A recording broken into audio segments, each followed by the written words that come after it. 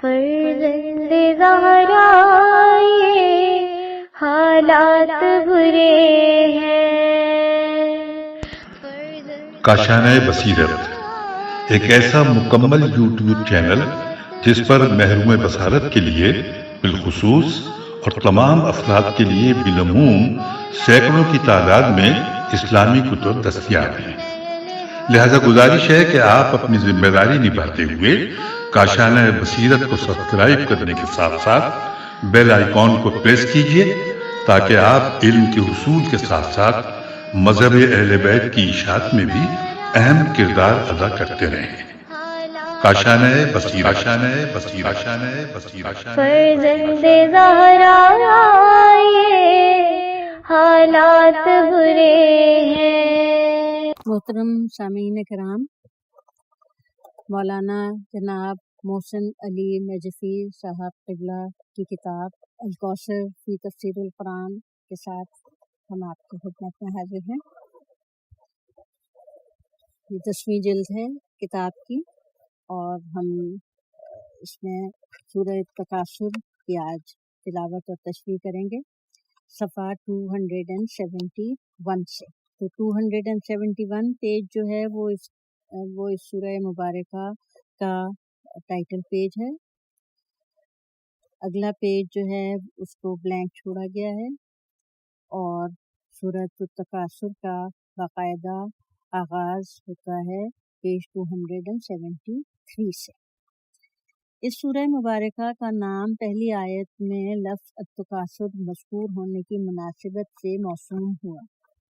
یہ سورہ اکثر کے نزدیک مکی ہے، لیکن اس کی شان نزول کے بارے میں بعض روایات سے ظاہر ہوتا ہے کہ یہ مدنی ہے۔ سورہ مبارکہ کا مضمون ان لوگوں کے بارے میں ہے جنہیں دنیا میں مال و زر کی کثرت طلبی نے اصل مقصد زندگی سے غافل کر دیا ہے۔ بخاری نے ابی بن کوب کا یہ قول نقل کیا ہے کہ ہم اس عبارت کو قرآن سمجھتے تھے، یعنی عبارت ایک عربی میں لکھی ہوئی ہے جس کے اوپر اعراب نہیں ہے، لہٰذا میں صرف اس کا ترجمہ پیش کرتی ہوں۔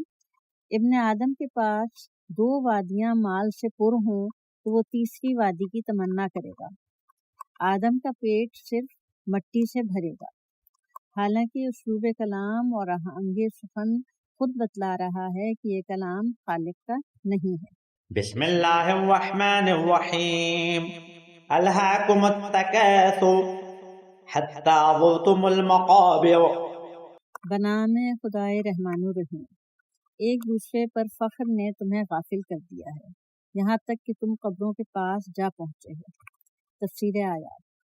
روایت ہے کہ 2 قبیلے افراد و اموال کی کثرت پر ایک دوسرے کے ساتھ فخر و مباحات کرتے تھے، یہاں تک کہ اپنے افراد کی تعداد زیادہ دکھانے کے لیے اموات کی قبروں تک کو شمار کرتے تھے۔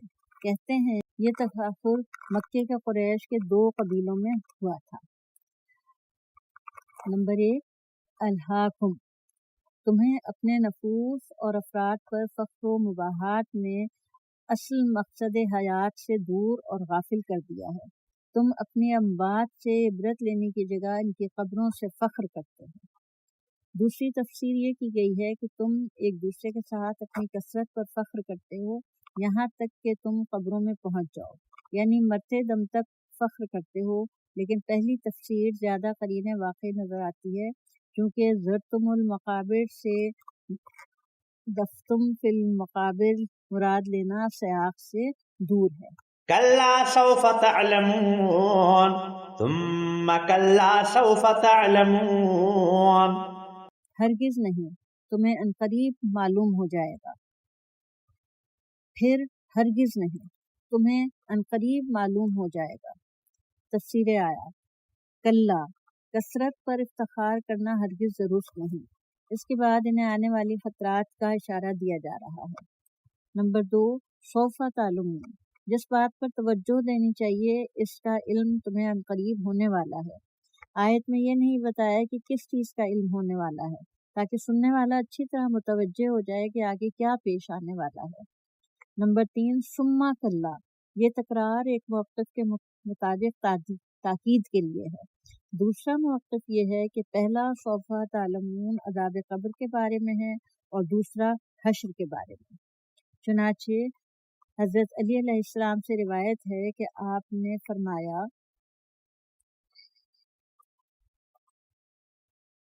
ترجمہ پیش کرتی ہوں، ہم عذاب قبر کے بارے میں شک کرتے تھے یہاں تک کہ یہ صورت نازل ہوئی۔ کلا سوف تعلمون سے مراد عذاب قبر ہے اور ثم کلا سوف تعلمون سے مراد قیامت ہے، اور یہ ریفرنس جو استدلال میں آیا ہے یہ آیا ہے مجموع البیان سے۔ کلا لو تعلمون علم الیقین، ہرگز نہیں، کاش تم یقینی علم رکھتے۔ تفسیر آیات، یعنی اگر تمہیں علم الیقین حاصل ہوتا تو تم اس بیہودہ عمل یعنی اپنے کثرت پر فخر و مباحات کرنے میں مشغول نہ ہوتے۔ علم الیقین اس علم کو کہتے ہیں جس میں شک کی حالت ختم ہو جانے کے بعد علم آتا ہے، اس علم کے بعد شک کی کوئی گنجائش نہ ہو۔ اس لیے اللہ کے ساتھ لفظ یقین استعمال نہیں ہوتا، چونکہ اللہ تعالیٰ کا علم کسی شک کے بعد آنے والا علم نہیں ہے۔ لَتَرَوُنَّ الْجَحِيمَ، تو تم ضرور جہنم کو دیکھ لیتے۔ تفسیر آیات، بعض مفسرین اس آیت کو مستقل جملہ شمار کرتے ہیں، لیکن اس آیت کو جواب لو قرار دیا جائے گا تو ربط کلام بہتر رہ جاتا ہے۔ اس طرح یہ ہوگا کہ اگر تم علم الیقین حاصل کر لیتے تو تم جہنم کا مشاہدہ کرتے۔ مشاہدہ حسی نہیں، بصیرت اور وجدان میں جہنم کا وجود نظر آ جاتا۔ ثُمَّ لَتَرَوُنَّهَا عَيْنَ الْيَقِينِ، پھر اسے یقین کی آنکھوں سے دیکھ لیتے۔ تفسیر آیات، پھر تم آخرت میں اپنی آنکھوں سے جہنم کا مشاہدہ کر کے عین الیقین حاصل کر لو گے۔ قرآن کی ایک آیت کے مطابق مومن اور کافر دونوں نے جہنم کا عینی مشاہدہ کرنا ہے۔ وَإِن مِّنكُمْ إِلَّا وَارِدُهَا كَانَ عَلَى رَبِّكَ حَتْمًا مَّقْضِيًّا ثُمَّ نُنَجِّي الَّذِينَ اتَّقَوْا، اور تم میں سے کوئی ایسا نہیں ہوگا جو جہنم پر وارد نہ ہو، اور یہ حتمی فیصلہ آپ کے رب کے ذمے ہے، پھر اہل تقوی کو نجات دیں گے۔ اور یہ ریفرنس آ رہا ہے سورہ مریم کی آیت نمبر 72 سے۔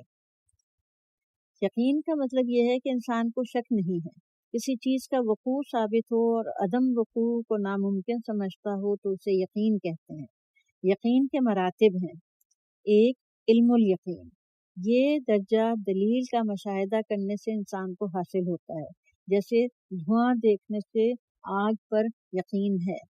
نمبر 2، عین الیقین، یہ اس وقت حاصل ہوتا ہے جب انسان اس چیز کا مشاہدہ کرتا ہے، جیسے آتش کو خود دیکھ لے۔ نمبر 3، حق الیقین، یہ اس وقت حاصل ہوتا ہے جب خود آتش میں داخل ہو جائے اور اس کی حرارت کا احساس کرے۔ حضرت امام رضا علیہ السلام سے روایت ہے کہ آپ نے فرمایا، وَلَمْ يَقْسُمْ بَيْنَ النَّاسِ شَيْءٌ أَقَلَّ مِنَ الْيَقِينِ، لوگوں میں یقین سے کمتر کوئی چیز تقسیم نہیں ہوئی، یعنی سب سے کمتر جو چیز لوگوں میں تقسیم ہوئی ہے وہ یقین ہے۔ یہ ریفرنس آ رہا ہے الکافی کی جلد 2 اور صفحہ نمبر 52 سے۔ ثم لتسألن يومئذ عن النعيم، پھر اس روز تم سے نعمت کے بارے میں پوچھا جائے گا۔ تفسیر آیات، قیامت کے دن نعمت کے بارے میں سوال ہوگا کہ تم نے اس نعمت کا حق ادا کیا ہے یا نہیں۔ اگر اس نعمت کو اطاعت الہی میں استعمال کیا گیا ہے تو حق ادا ہو گیا، اور اگر اس نعمت کو معصیت الہی میں استعمال کیا گیا ہے تو اس کا حق ادا نہ ہوا۔ اس کا قیامت کے دن جواب دینا ہوگا۔ اہل سنت کے مصادر میں ہے کہ نعمت سے مراد کھجور، ٹھنڈا پانی وغیرہ اور کھانے پینے کی اشیاء ہیں۔